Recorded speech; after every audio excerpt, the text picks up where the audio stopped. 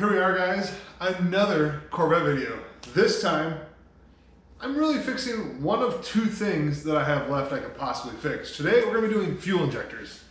And we've gone with some Accel fuel injectors.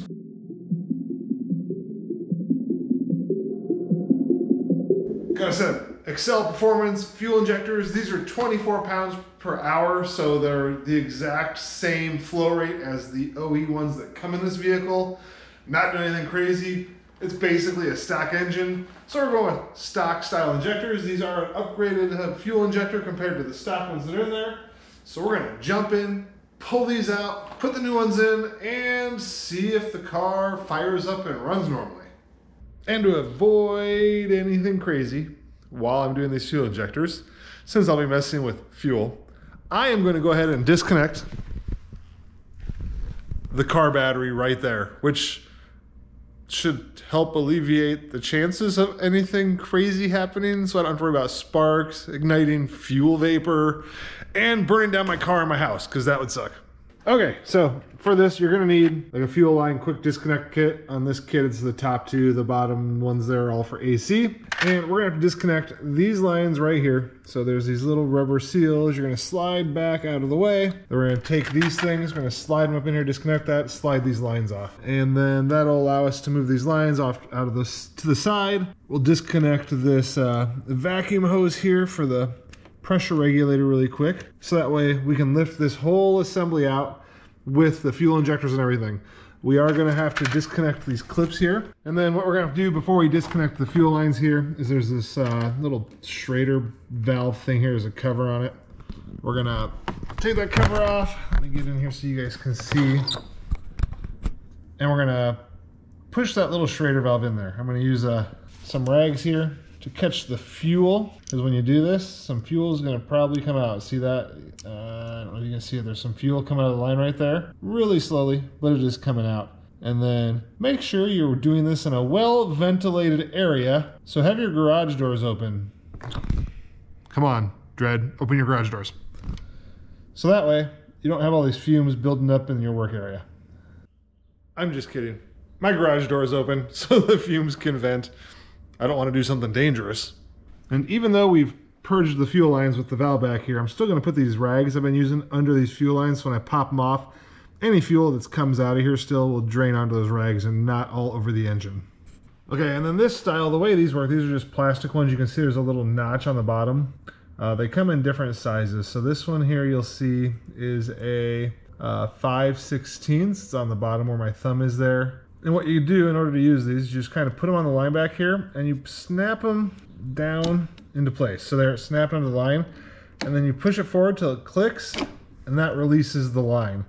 So you can see some fuel came out of there. Like I said, you want that rag there to catch that, because there is going to be some fuel up in this line still.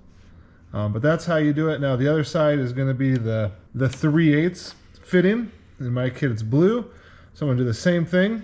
I'm going to pop it on there, and then I'm going to slide it forward, and then I'm going to pull the line off here. I've got the vacuum hose disconnected, so now honestly I just need to unplug those injectors like I said. Then we're going to unbolt the fuel rail here at the top, and then I believe this whole assembly will pop off with the injectors attached, and we're going to find out here in just a second. That's a heater. I've got it turned off while I do this, just because I mean, there's a lot of fuel, a lot of vapor, a lot of fumes. It's probably safe to use it because I've got the doors open over there, but I'm not gonna risk it.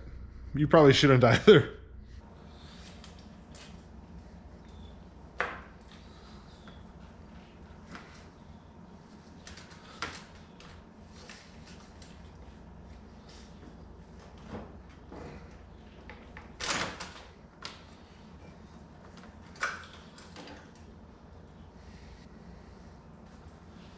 Accel Fuel Injectors, performance fuel injectors, they're 24 pounds per hour, which is what the OE stock fuel injectors are on the Corvette. So that's what we went with, because I don't have any mods done to this car or anything. It's almost completely stock other than exhaust. Get these swapped out really quick.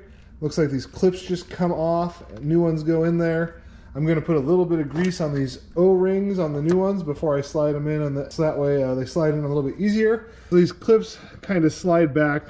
I'm using a screwdriver and pushing one side back and holding the other with my finger. But then once you start pulling these out, there is still some fuel in there. So make sure you have a rag handy.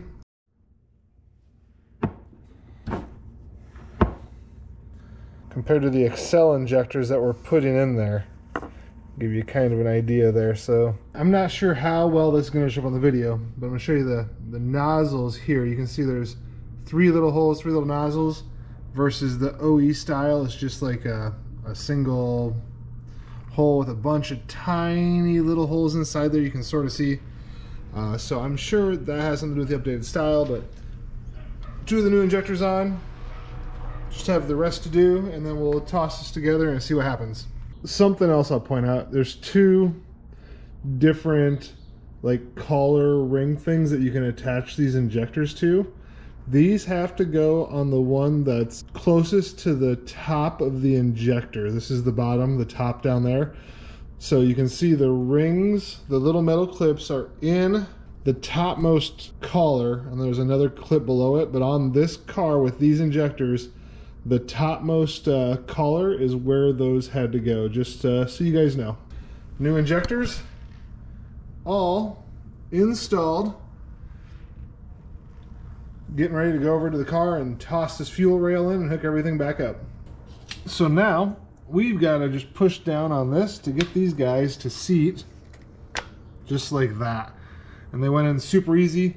I did use a little bit of that dielectric grease on those. That's what I saw was a good tip. Just a little tiny bit, not a lot. And then we're just gonna plug these guys in all the way around too. Put these on, you'll know when it snaps into place. It'll like click, it'll snap into place on there. And that's kind of how you'll know that they're connected right there. And then we got everything assembled backwards. Vacuum lines are hooked up. All the injectors are plugged in nice and tight. Fuel rail is bolted back down. About ready to give this thing a shot here. And we're just letting the garage air out a little bit here. I got the doors all open and everything just to get some of these fumes out of here before I try to fire up the Corvette here. We'll see what happens. Hoping for good things.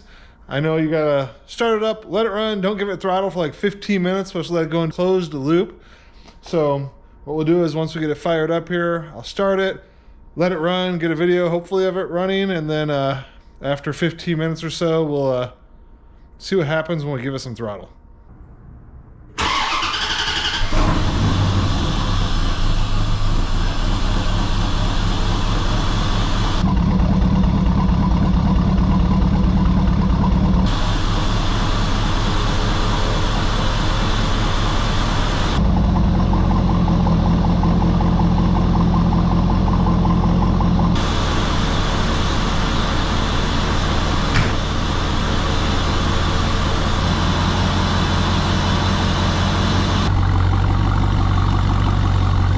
It's running better than it ever has so far. It's actually been running for 10 minutes now without dying. Still letting those injectors break in, but here in a second, we're gonna give it some throttle, see if it responds or if it dies and backfires like normal. That was always the problem before. It'd warm up and then it would spit and sputter and die under load. But it used to not idle properly either, so now it's actually idling. Genius, bro. Might have done it. Oh, we might have done it. All right, moment of truth. We're gonna go outside and try giving it throttle, see what happens here.